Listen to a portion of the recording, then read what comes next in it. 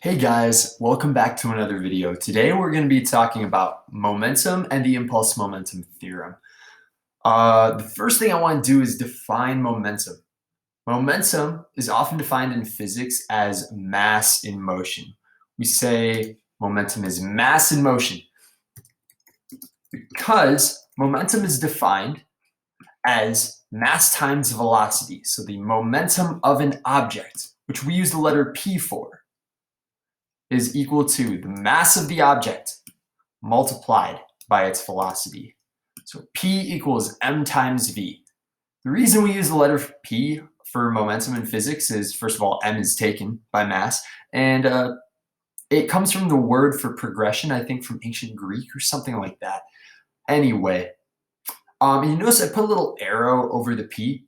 That's just to remind us that momentum is a vector, just like velocity is a vector. It has a magnitude and a direction.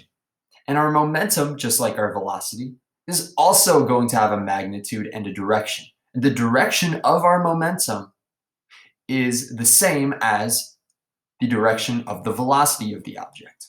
Okay, so the formula itself is really straightforward. It's just multiplying mass times velocity. But what we're interested in is changes in momentum. If you remember the symbol for change, delta, you'll remember maybe that a change in a quantity is the final minus the initial. So a change in momentum is final momentum minus initial momentum. All right. And so if we want to expand this formula out using mass and velocity instead of just P, we would say that the change in momentum for an object is its mass times its final velocity minus its mass times its initial velocity. We're going to assume that the mass of this object stays the same, so we're just going to not differentiate between initial and final mass. So change in momentum is equal to mass times final velocity minus mass times initial velocity. Momentum is useful for us because we can take one of our old friends, Newton's second law, and rearrange it into a very helpful formula called the Impulse-Momentum Theorem. So if we go back to Newton's second law, we remember F equals ma, hopefully. F equals ma, force is equal to mass times acceleration. What we can then do with this formula is we can say, hey, we remember what acceleration is. Acceleration is just a change in velocity over some period of time, right? That's all acceleration is. So I'm just going to go ahead and replace acceleration in this formula. I'm going to replace it with this guy. All right. I'm going to replace my acceleration with change in velocity over time. And the next thing I'm going to do is I'm going to expand my change in velocity to just be final velocity minus initial velocity. Just like a change in momentum is final momentum minus initial momentum, a change in velocity is final velocity minus initial velocity. This is all divided by time, okay? I'm just going to shorthand sigma f to just f, just to keep things clean. So this f is just going to stand for net force. I'll put a little n here. And then if we multiply both sides of the equation by time, we get force times time, put my little n here, is equal to mass times v final minus v initial. This might start to look familiar to some of you, because if we distribute this m through this parentheses, then what we are going to get is we're going to get mass times final velocity minus mass times initial velocity. Where have we seen that before? Oh, right up here. Change in momentum. And so we could replace this whole side of the equation, this right side of the equation, with just change in momentum. And we get that the force acting on an object times the time that the force is acting on the object is equal to the change in momentum of the object. And this handy-dandy formula is what we call Impulse-Momentum Theorem. The reason we call it Impulse-Momentum Theorem is that force times time has a name in physics. It's called impulse. We use the letter J to represent impulse. Okay? And impulse is just equal to the force acting on an object times the time that the force is acting on the object. So an impulse on an object is some force acting on an object over a given period of time. And so the left side of the equation is impulse, and the right side of the equation is the change in momentum for an object. We call this the Impulse-Momentum Theorem. This is going to be useful to us. So I'm going to go ahead and scoop this up right here. I did that wrong. My bad. Just going to go ahead and scoop this up right here, because we're going to be learning how to use Impulse-Momentum Theorem in the next problem. Here we have a problem that's going to involve the Impulse-Momentum Theorem. So let me just put that right there for now. And let's read the problem. A 5-kilogram football is thrown with a velocity of 15 meters per second to the right. A stationary receiver catches the ball and brings it to rest in 0.02 seconds. What is the force exerted on the ball by the receiver? All right, so what I'm going to go ahead and do is I'm just going to identify my givens and my unknowns. First of all, I know the mass of the football. It's 0.5 kilograms, half of a kilogram. Okay. We know it's thrown with a velocity of 15 meters per second to the right. So the velocity is 15 meters per second to the right. And since this is at the beginning of the problem, I'm willing to bet this is the initial velocity. But I'm going to see if I can confirm that more. A stationary receiver, that means the receiver is not moving, catches the ball and brings it to rest in 0.02 seconds. Well, first of all, our time is going to be 0.02 seconds, of course. We know that seconds is a unit for time. It brings it to rest, which means the final velocity of the ball is going to be 0. This is our final velocity, meaning that our suspicions were confirmed. Our initial velocity is 15 meters per second. Okay, so we've been given 4 pieces of information in this problem. Is that enough to solve the problem? Well, let's take a look.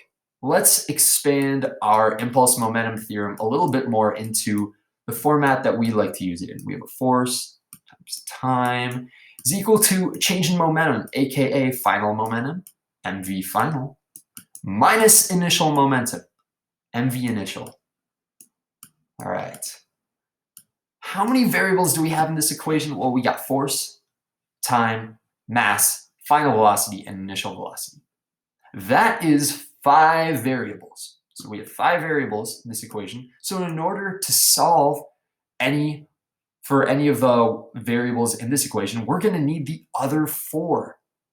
And look at that. We have 4 givens. And we're asked for the force. What is the force exerted on the ball by the receiver?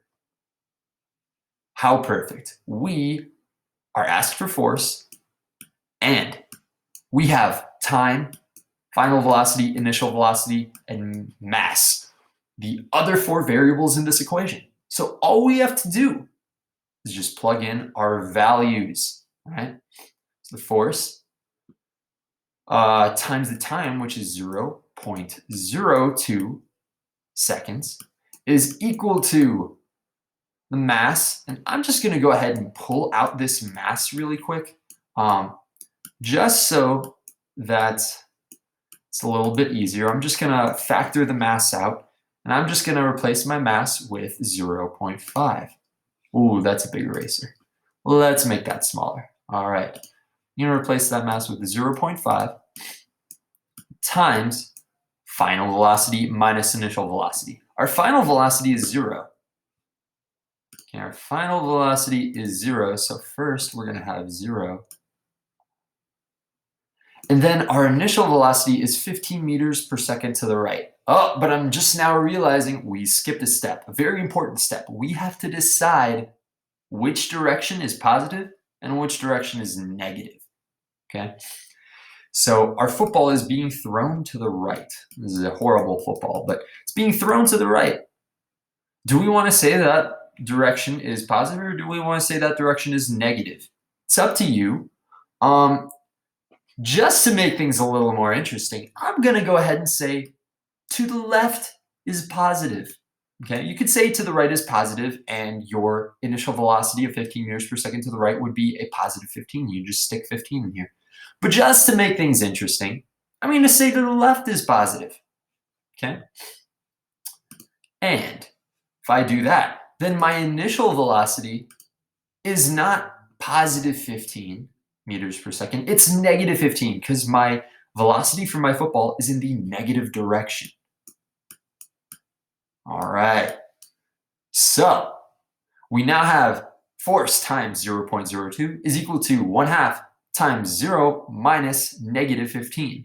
Well, 0 minus negative 15 is just positive 15. So I have 0.5 times positive 15. And 1/2 of 15, that's just 7.5. 7.5.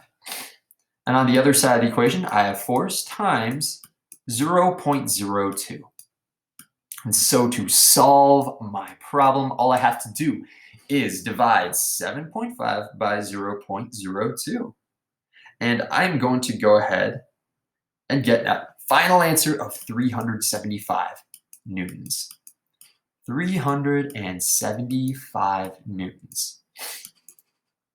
Notice that my answer is positive, right? My answer is positive, meaning that my force is in the positive direction. Does that make sense?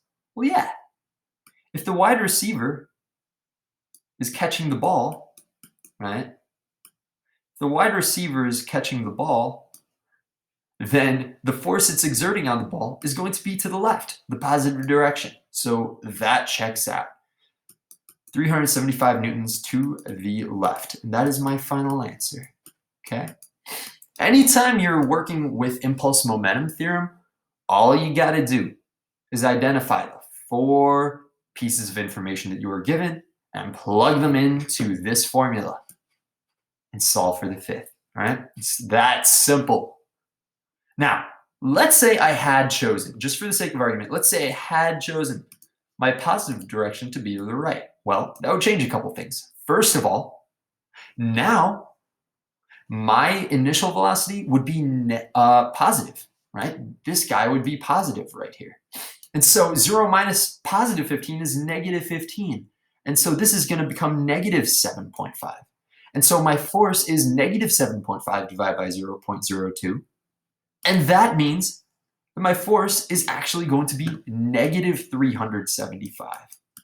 Right? It's going to be negative 375. But wait a second. Now the left direction is the negative direction. And isn't that the direction that my football player is, or my receiver is exerting a force on the ball? Yes, it is. So again, it checks out. Remember, it shouldn't matter which direction you choose as positive or negative. All right. All right. So hopefully that helps you. If you have any questions, feel free to leave a comment below. And I hope you have a great rest of the day. I'll see you later.